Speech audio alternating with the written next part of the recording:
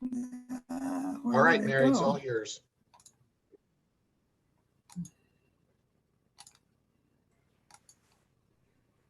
All right, you ought to be seeing a brown screen, correct?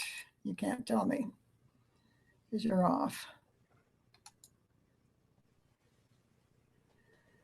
All right, there are 3 UNESCO World Heritage Sites that we're going to visit today: Petra, Wadi Rum, and the Baha'i Gardens. The first 2 are in Jordan, the third in Israel. So we're going to start with Petra. And Petra is in Jordan. We being Felicity Sentance and myself, after our trip to Israel in the fall of 2018. We flew from Tel Aviv down here to Eilat. And that's on the Gulf of Aqaba. The Israelites took us across the border to the Jordanians, who picked us up and took us up then to Petra and Wadi Rum. So this is what we look like going into Aqaba. If you see this little corner behind me from the picture, I would be looking at Egypt. This is that as we're looking at the picture. Off to this bank would be Jordan, and over to the side, Saudi Arabia. So within 25 miles, you can go to 4 different countries. And here's what that area looks like and looked like in the time of Petra that we're going to be talking about. This little gulf is the gulf that I just showed you in this small version. And Petra was in the middle of all these trade routes, as you see. Their main trade routes were down here to southern Saudi Arabia, where they picked up incense and myrrh. You remember those from the Three Kings. And it was about 65 days camel ride up here to Petra. And they also controlled some of the caravanserais along the route. So they provided food and water and a place to put your camels, and also charged a small fee, a little toll along the way. So by the time they got to Petra and then on to Gaza, where they shipped to Rome and Greece and various other places, they had collected quite a bit of money from these trade routes.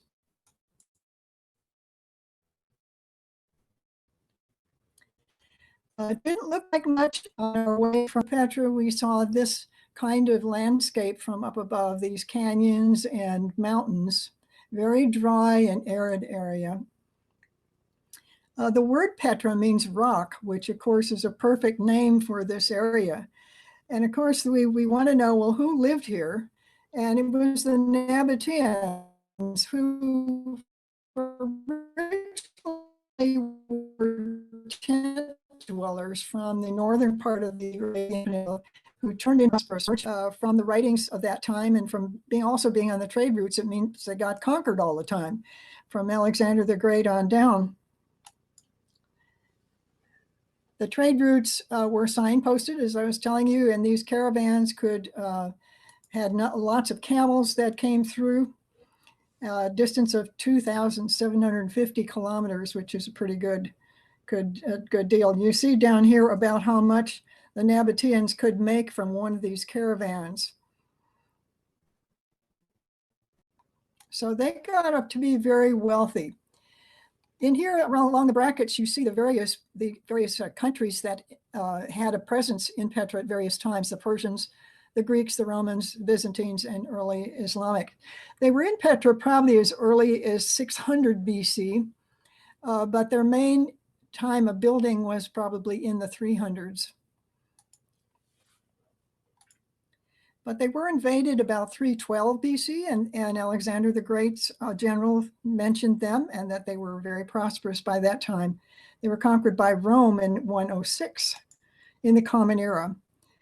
Most people, when they think of Petra, think of the Treasury, which is just this little spot, but you see what a huge place it is. We began over on this right side where the visitor center was, and came down this road, which is called the Sikh. So from the visitor center to the Treasury right here is about a mile.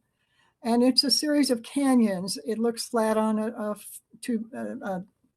two-dimensional surface, but these are mountains through here. And the Treasury, of course, is that building that you always see as you come through the canyons and you see a picture of it. But it's not all there is. As you round the corner, you come to a big theater, Roman-style theater. Along this bank of mountains are some of the very large royal tombs, which we'll see a number of times looking back towards them as we come along here. The Nymphaeum, or the downtown Petra, as you might call it, was the Roman colonnaded street. The great temple along here, which has been excavated, and there are interesting things that we know now about that. We know that the early Christians had a church here. There are also all different kinds of buildings. There are visitor restaurants and bathrooms down at this place. But every time you see this gray, you're seeing a canyon or a wadi, a W-A-D-I, which is a dry riverbed. So with all these mountains and this very arid climate, these canyons were a way in, but they were also a way of flash flooding when they had these very heavy storms, which might be once or twice a year. It would be all the rain they'd have. So we'll talk more about water too as we go up. And if you wanted to go to a monastery, the monasteries it's called, which is way up here, it might be a trip on the donkey going up and up and up and up until you got to here where you had to go on foot another 800 steps up to here. So this is at the top of a mountain. And if you're planning on that, would you plan on that being an all-day trip? As it was, Felicity and I did get down to this area and back from about 10 a.m. in the morning to 6:30 in the evening. So it's a huge, huge place, and we didn't begin to do it justice. So this is the visitor center, and we did stop in there on the way back, and we're on our way now down the Seek on foot. And as we went along, of course, the route was narrowing, and we got into the canyon area. You can go on donkeys or the donkey carts, and in the interest of all truth, I should say, we did take the cart back from the Treasury because we were absolutely worn out by that time. It was not very hot. We were there in October, so that's the good thing. I don't know what people do in the summertime when it gets to be 120. But it was a fairly pleasant day, but we were worn out and came back galloping at full speed down this canyon. So when the horse comes, you just need to get out of the way because they don't wait for you. And along the way, we had some little preview that there were people living here at one point. So as we said, Petra was established by the Nabateans. And the things that they're really known for are their advanced water systems, which they built along with the tombs that they had. Now, they were making all this money from the trade. And so they ended up having lots of money to build carve into rock, these beautiful tombs, which they're now known for. It's been a UNESCO World Heritage Site since 1985, and in 2007 was voted one of the new wonders of the world. As I say, they were known for their hydrology, or their very good use of water and knowledge of water and how to conserve it. If you only have 6 inches of rain a year and you're living in the desert, you need to find some way to have to conserve water. So there were some springs in the area. We'll see where they were, and they captured every kind of water they could. So underground, there are all these pipes, there are cisterns. We'll see them in just a minute. And this was to accommodate a city of 20,000 people, 30,000 people, plus these caravans that were coming in, lots of visitors. Here's a map of where they had these water storage places. And so the little blue spots represent where there were some springs. This one way over here is called the Spring of Moses. You may have heard of it, Ain Mosa. And they built an aqueduct all the way down to harness that water, that pipeline. And some dams to capture water, cisterns all through the area.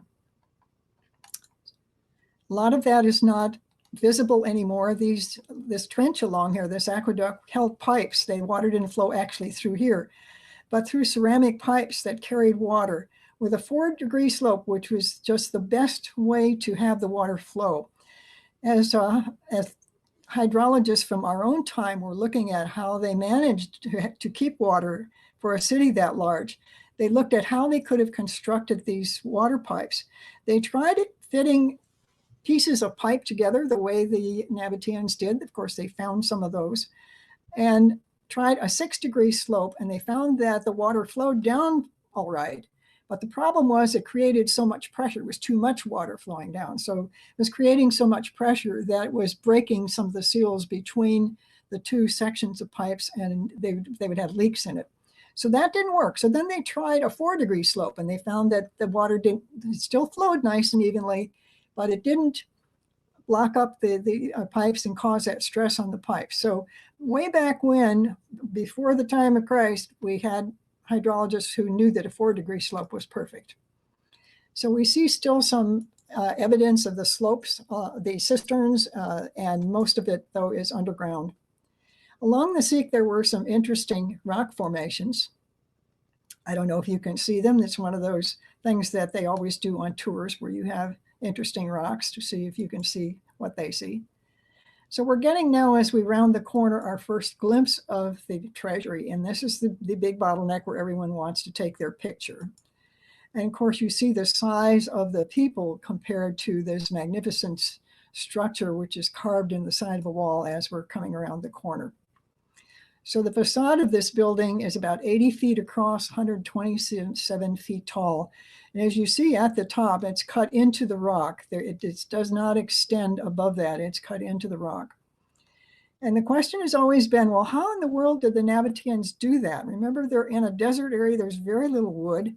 So they probably didn't have scaffolding. And we do see these little holes along the side where they could have climbed up.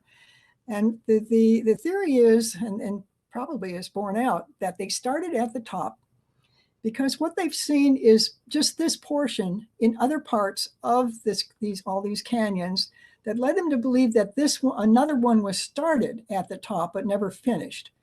So they tried, these are some archaeologists from California that tried replicating what the Nabateans had done in California with the same type of sandstone and tools that the Nabateans had used. And so we'll see how they built this in just a minute. So in front of the Treasury, there is a little open space. And of course, there's where everyone gathers, and it clears out about noon. Most of the visitors are there from about 10 to 12 in the morning. And you can get your camel ride there. You can get the vendors, things that they're selling. So it's interesting that the architecture that they use, because they picked up things from various cultures. Of course, we see the Roman influence with the columns and the decoration at the top, the pediments, the little nabobs that they have on top. These are from different cultures. Here they split this one. They have a circular one. They have all kinds of carving that's carved into the rock itself. So these were borrowed from different cultures. And we'll see as we go on that they also borrowed from the Syrians and from the Egyptians, and kind of made their own style of architecture as they went along. So this would have been how they would have done this. This is the very top of the Treasury, but there is another one like this with only this part. So what they surmised happened was that they climbed up the mountain and started chipping away the rock until they got this part carved out enough to have a little ledge. Put some pins in there so that they could put some planks across, and were able then to carve this, have a platform to carve out this section of it, beginning from the top. So the folks in California tried this. They found a nice, suitable rock. They decided to put this particular design on it. This, by the way, is a Syrian design, and if it's wider than that, it might have a space at the middle where you would just pull these apart. So this was their design that they decided on. They did chip across here to do this first part first. So here's what they did. They put their pins in, and they've had a little shelf that they could stand on, and this, of course, that they could stand on. So here's where they've made this part of it, and they've moved it down to here, carved some more, moved it down, and they're carving as they go down. And as they got about halfway down, they built up a pile of rubble here at the bottom that they didn't need to have this platform anymore. You see this one's still up here. So then they were able to just clear out the rubble and carve these out as they came on down the cliff. So this is maybe what the Treasury would have looked like with the pile of rubble in front of it as they were carving coming down. So going back to present day, we had to have our obligatory selfie just to prove that we were there. And we had a few vendors, as we say, in the area who were trying to get us to ride their camels. These are Bedouins who lived in the caves in Petra until it became a World Heritage Site, and they were moved out of the area into a village nearby. But there are lots of vendors who would like to sell you something or sell you a ride on one of their animals. Also some goats and Felicity's new friend. So we're going to watch the lady in the green shirt. If you wanted a picture from up above, like some people do, you can try a bunch of steps, come on around and take it from the other side. We did not do that. I am not an up person. So what are these buildings? They weren't homes, they weren't temples, they were tombs. And most of these you can't go in. You can't go into the Treasury, but there are like 3 rooms in it apparently that do have rooms for bodies. And of course, tomb raiders raided those 2,000 years ago. They aren't there anymore. But some of the tombs you can go in. These would be just right alongside the Treasury being off to the left here. These were not as detailed or as elaborate as the Treasury. Oh, by the way, you could see that. I didn't see that. You can see this little stone thing that they replicated in California in this one. This is a common feature in these. So what happened to these people? Why aren't they still there? They had earthquake. This is earthquake country. So they had a bad earthquake that destroyed about half the city, then another one. And the final straw was in 769, and they basically left the area. Later on, Bedouins moved back into these carved caves, and we saw those as we went along too. The royal tombs, as we said, they were along the big open area, the big wadi, or dry riverbed, are the royal tombs, the urn tomb here, and moving along this way, the palace tomb and Corinthian tomb. And you'll see these as we go along, as we move back. I found on the internet what some of these tombs might have looked like inside. Some also have little shelves where the coffins might have been put, or the bodies. And here you see this whole row of them carved into the side of the hill. And as the sun went down, of course, the rock got redder. Earlier in the day was a little bit lighter, lighter color. So these, another feature of Egyptian obelisks might have been used along with some of these other architectural styles. And they managed to put them all together into their own Nabatean style. And as we come up around the corner into the big wadi, we see the theater. And this is kind of a Roman style theater. We can't see all of it from there. As we're turning a little bit, we see this area of it, which you can't see in the first picture. And we didn't walk up right to it. Had we done so, we would have seen this, which I didn't know at the time. But this was a huge theater seating about 6,000 people. So you could see that this was a thriving place. These up here are some of the caves that Bedouins lived in. Here again is this little step motif. So a group is getting ready to ride down to downtown Petra. It was rediscovered in 1812. Of course, when we say rediscovered, it's like at Machu Picchu. It was there all the time. The locals certainly knew about it. We're living there. Bedouins were living there. But they're talking about a Westerner coming in and finding a way into it. He posed as a Middle Easterner and dressed in that fashion, and was able to find locals that would take him in to see it, and told the world about it. But up till then, they'd kind of heard rumors about this magical place, but didn't know too much about it. So the Bedouins lived in these caves. They were local people until it became Unesco, and they had fixed them up. And we read in Married to a Bedouin that they even made a shower and a door and things like that. They cleared all of those modern additions to them to have the caves be the way they were back in the olden days. So they look more like they would have, not like they had been adapted. So this is the book that our folks read. And for those of you who didn't read it, I want to just tell you a little bit about what was on the book, or a little introduction to it, and hope you have a chance to read it because it was fascinating. "Where are you staying?" the Bedouin asked. "Why not stay with me tonight in my cave? He seemed enthusiastic, and we were looking for adventure. This is Marguerite and her friend who were backpacking from New Zealand. Thus began Marguerite van Geldermalsen's story of how a New Zealand-born nurse came to be married to Mohammed Abdal Othman, a Bedouin souvenir seller from the ancient city of Petra in Jordan. It was 1978, and she and a friend were traveling through the Middle East when Marguerite met the charismatic Mohammed, who convinced her that he was the man for her. She lived with him in a 2,000-year-old cave carved into the red rock of a hillside, became the resident nurse for the tribe that inhabited the historical site, and learned to live like the Bedouin, cooking over fires, hauling water on donkeys, and drinking sweet black tea. She learned Arabic, converted to Islam, and gave birth to 3 children.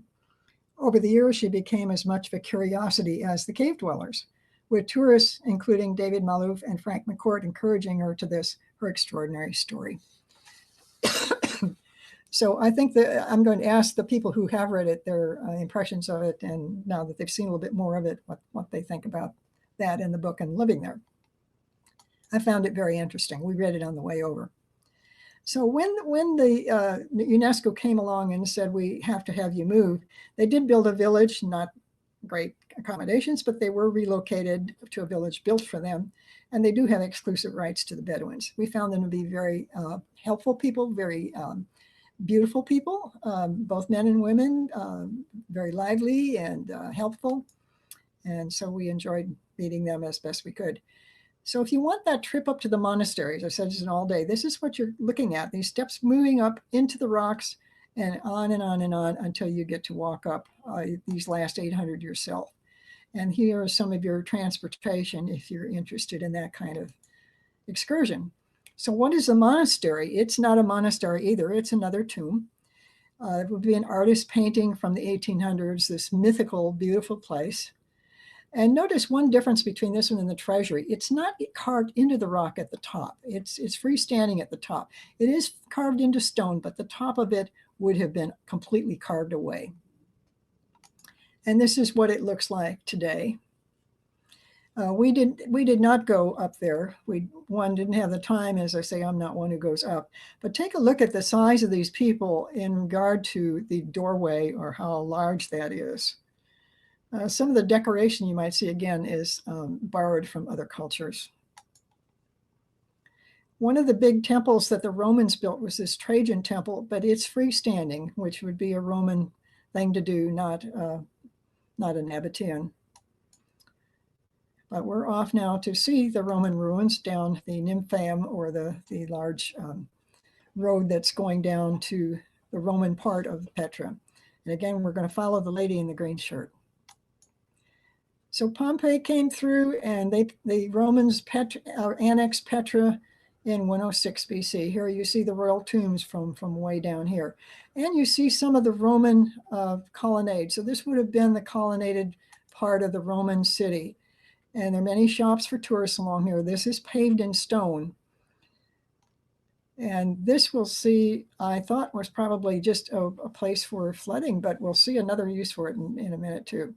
So along the way, there are a lot of shops. Now these were my favorite little shops. And Marguerite mentions this in her book, that her husband did one of these sand bottles for the Queen of England when she came to visit. And I bought one myself.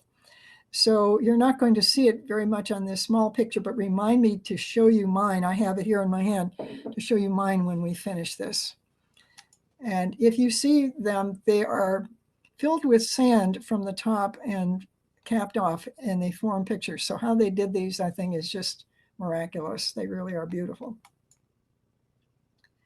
The excavated ruins show how the Romans lived in the time of Petra. And of course, these are in around 100, 200, 300.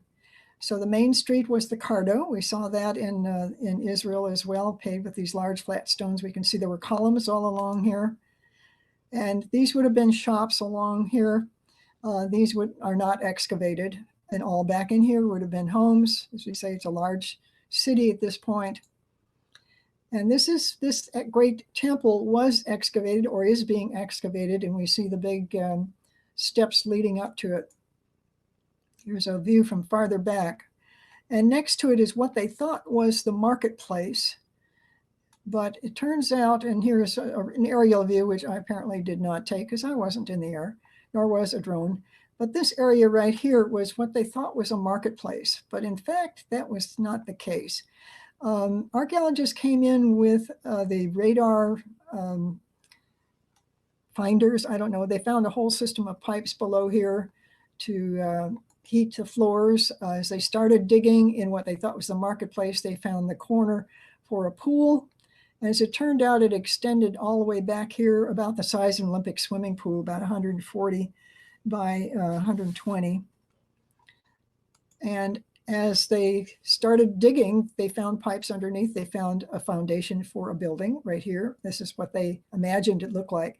And the pipes also leading to irrigate this area, which they thought was probably meant to be a garden area. So if you're in a desert and can spend water like this, wow, you're really a wealthy community. And this is what they think that this temple area might have looked like in the time of the Romans before the earthquakes. And this being this area we just looked at that was being excavated with pools, with stone gates, and quite nice. These are the gates looking back the other way and back to our royal tombs. So the Roman city was destroyed in earthquakes, and it was already in a decline because of a flash flood that preceded it. There along the Cardo, some of these stones had been paved. These rocks have been paved. There are places they're paving stones on top of it, like a very smooth tile floor would have been. And a lot of that was washed away. So we're leaving Petra and coming back into the other area, and my one obligatory picture to show that I was there. Back at the visitor center, we saw lots of crafts from the day and some of the posters that I have shown you. In the city, which is just a plain old Middle Eastern city, we went by a little shop, open air shop, having tea for the day. It was a long, tiring day, and we were looking out the back. Our room faced the back, and we saw this gentleman just under our window. We were on one floor up, and he had his lyre or whatever it's called, and we asked him to play a little bit for us. So he did. That's lovely.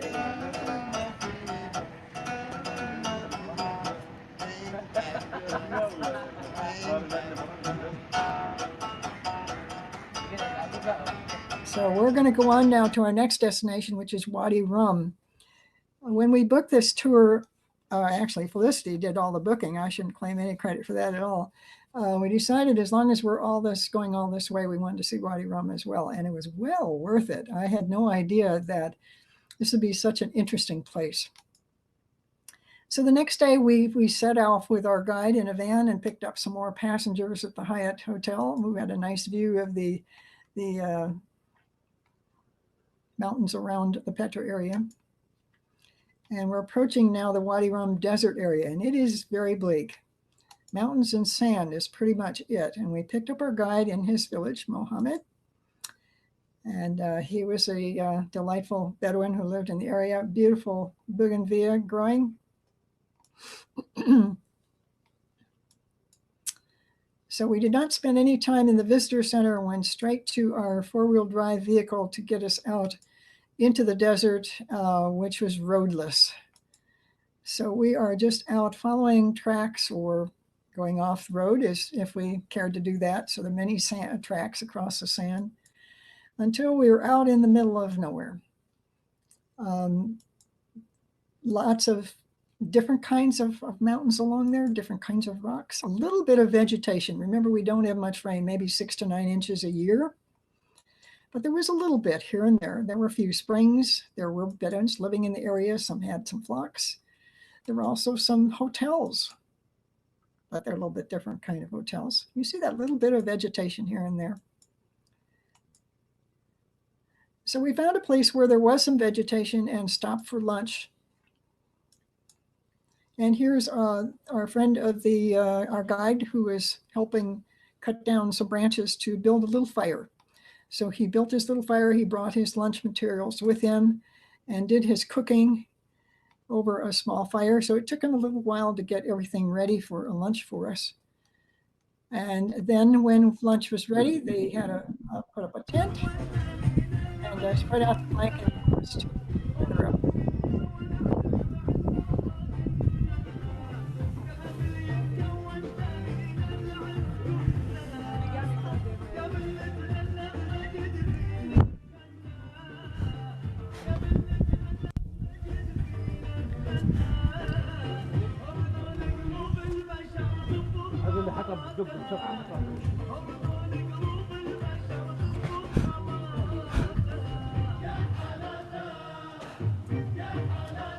So we gathered around our carpet. This was our lunch place. And here we are with the spread that we had, our little group. And you can see that even for us vegetarians, we had lots of wonderful things to eat.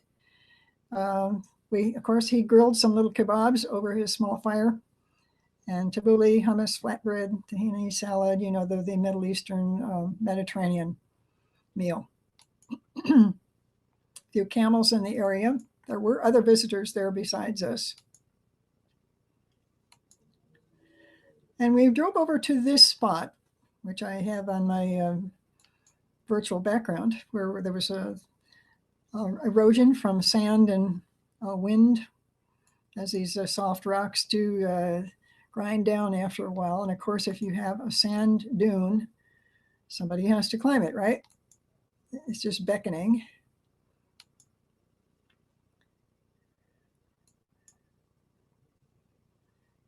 And one little group of tourists from a nearby quote hotel came by. This is my screensaver on my computer right now, one of my favorite pictures. So we are going to be going on a little hike up a canyon, which is why we've stopped in this area to Khazali Canyon. And you see the erosion in these rocks and springs in the area that have allowed some plants to grow, sometimes in strange places. And our walk into this canyon was not like into Petra, because this was a very narrow canyon, no path. This is just, there was a little ledge on one side, as you see on the right side, but mostly just scrambling over boulders. And we did not go all the way through this canyon, but we did go through to get some nice views.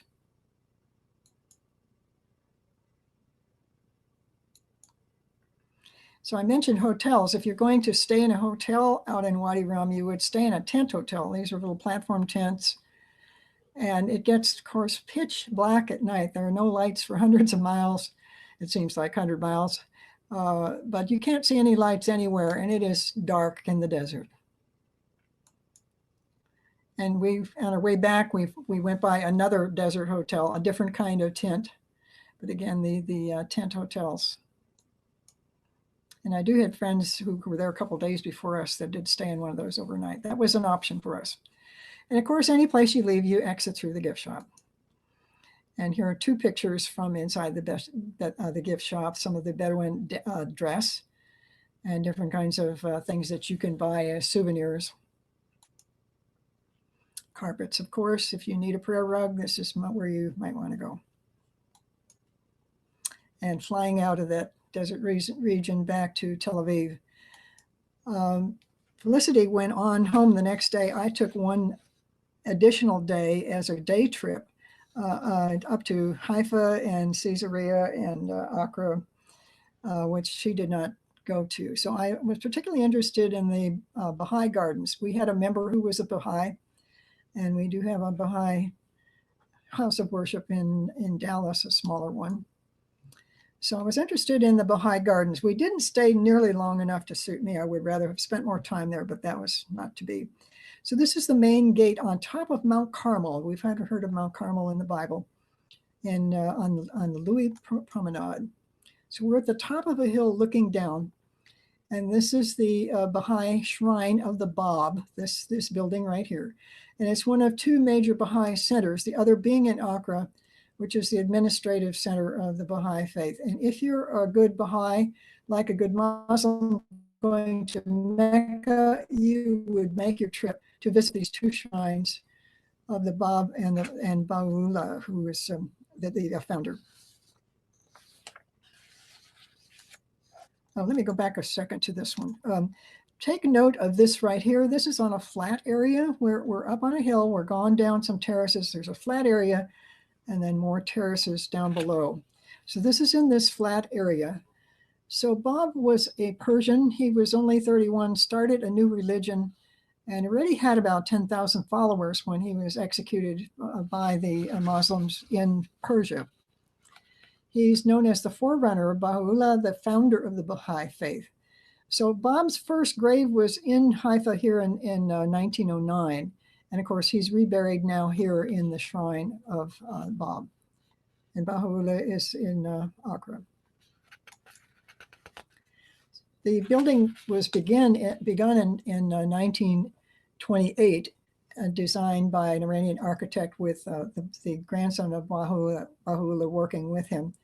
And take a look at this picture as to what it looked like in 1935. There are the steps going up. There was the flat space and the top of Mount Carmel where we came in at the gate, the Lurie Boulevard up at the top. And what it looked like at that time, because I'm going to show you what it looks like now. A little bit of a difference. It's all been landscaped, of course. Here's our gate up at the top where we stopped and visited really just this section of it. So it's now on 200,000 square meters of land, and it's about a kilometer, about 6/10 of a mile top to bottom. There are 19 terraces. Along the sides, there's just wooded area to kind of protect it from this urban noise and to be a place for wild animals and just to show you again what it looked like then and what it looks like now. So these are some of the pictures I was able to take along the slopes at the top.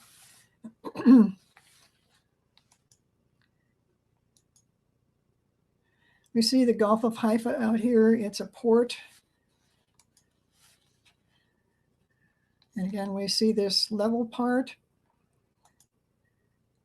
The first part was the steps going up. The middle part was called the German area. Why, I'm not quite sure. It's open. This is not, the gardens are open to everyone, but you're not allowed to go into the Shrine of the Bab unless you're Baha'i. So this is what this looks like on top. There's a road running through it. You can't see that from the top or the bottom. This apparently was taken from a drone or a plane, but unless you're standing there or have taken a picture from above, you really don't see it. So I admit to borrowing Zvig Rogers' picture for this to show you what this would have looked like. And on these pathways, but very laid out. And Baha'is take care of this, the landscaping of it. It looks like it's just clipped with a nail clipper or something. It's perfectly kept. This is the view from the street below. And some pictures of the shrine itself. The way the shrine is constructed, maybe look at this one on the right. There are 18 windows in like a drum structure, and down below an octagon. And all the shrines, Baha'i shrines, are set on an octagon. They don't necessarily all have to have a dome, but most of them do around the world. So if you're going to build your own shrine, you need to have an octagon to put it on. You can't go into it, since we couldn't go into it and there are no pictures of it anywhere. Apparently they're not allowed out. I was looking at to find of it, and I could find one from this particular one in Illinois. The drum part or the octagon part has to be an open area if you're going to build it. And the windows up above matched pretty well what this one would have been like. So I don't know what the one in Haifa looks like. I can show you what this one looks like. Inside a house of worship, there would be a lectern, but there are not any statues. There's not any music. You can read poetry, but that's it. It's an open area. Anyone who is Baha'i can attend anyone in the world. So just a few more pictures of this upper section before we go on.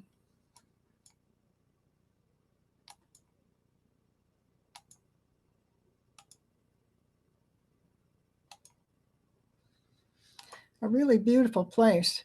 It was restored from 2008 to 2011, was opened, and then became a Heritage World Center.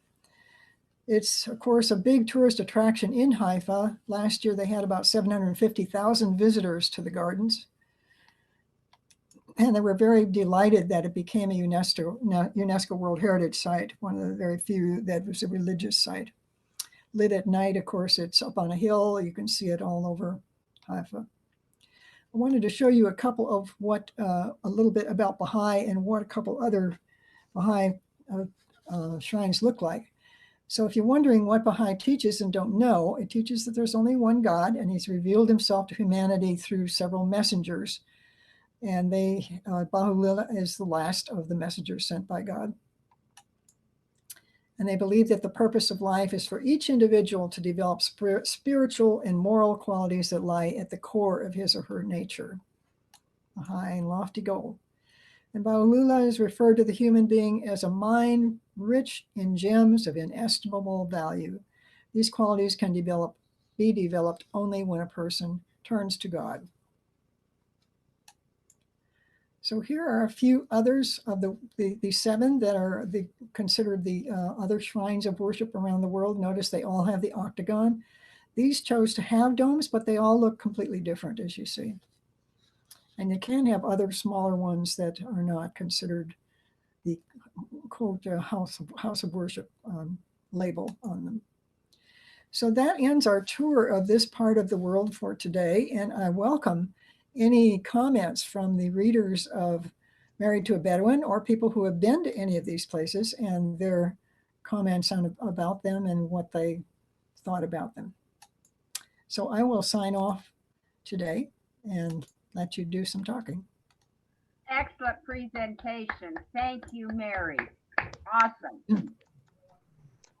So I read the book. This is Luann. And I just want to say that one of the things that really stood out to me was the sense of community that the Bedouins had. They always welcomed visitors. Their homes were open. You could go and drink sweet tea and you might stay the afternoon. If somebody was sick, had a baby, or maybe was even dying, people came and sat with them for long periods of time, maybe days. They moved in and had their tents outside and slept and ate and helped out the family and were there for support. A very interesting culture, and one that the author Marguerite found that she missed when she went back to New Zealand with her husband for a while.